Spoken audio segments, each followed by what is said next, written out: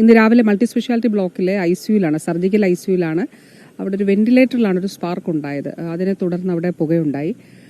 അപ്പോൾ ഉടനെ തന്നെ അവിടുത്തെ രോഗികൾ 32 പേഷ്യൻസാണ് ഐസിയുയിൽ ഉണ്ടായിരുന്നത്. ആ 32 പേരെയും അവിടെ നിന്ന് ഇവാക്യുവേറ്റ് ചെയ്തു. അപ്പോൾ നമുക്ക് ഇതിന്റെ പ്രോട്ടോകോൾ അനുസരിച്ചിട്ടുള്ള നടപടികൾ അവർ ആ ഘട്ടത്തിൽ തന്നെ സ്വീകരിച്ചു.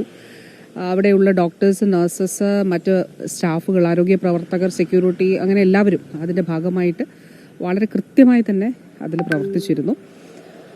അത് കൂടാതെ മറ്റ് ഇതിന് മുകളിലുള്ള, കാരണം നിലകളിൽ എന്തെങ്കിലും പ്രശ്നമുണ്ടെങ്കിൽ അവിടെ നിന്ന് മാറ്റേണ്ടവരെ കൂടി മാറ്റുന്നതിന് വേണ്ടിയിട്ടാണ് ആ ഘട്ടത്തിൽ അവർ ശ്രമിച്ചത്.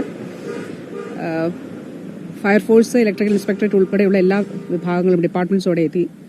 ഇപ്പോൾ ഇലക്ട്രിക്കൽ ഇൻസ്പെക്ടറേറ്റ് പറഞ്ഞിട്ടുള്ളതായിട്ട് അറിയിച്ചിട്ടുള്ളത് മറ്റ് പ്രശ്നങ്ങളൊന്നുമില്ല, അവിടെ ഫംഗ്ഷനിങ് തുടരാം എന്നുള്ളതാണ് പറഞ്ഞിട്ടുള്ളത്.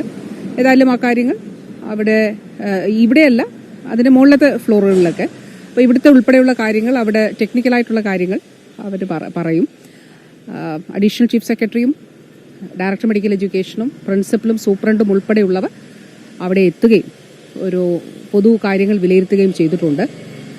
32 രോഗികളെയും സുരക്ഷിതരാണ്. അവരുടെ ബൈസ്റ്റാൻഡേഴ്സിന് അവരെ കാണുന്നതിന് വേണ്ടിയിട്ടുള്ള അവസരവും ഒരുക്കി.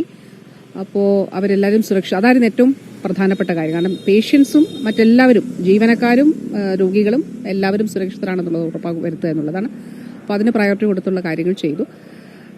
പ്രത്യേകമായിട്ട് ഈ അവസരത്തിൽ വളരെ സമയോചിതമായിട്ട് ഇടപെട്ട മെഡിക്കൽ കോളേജിലെ സ്റ്റാഫിനെ പ്രത്യേകമായിട്ട് അഭിനന്ദിക്കുന്നു.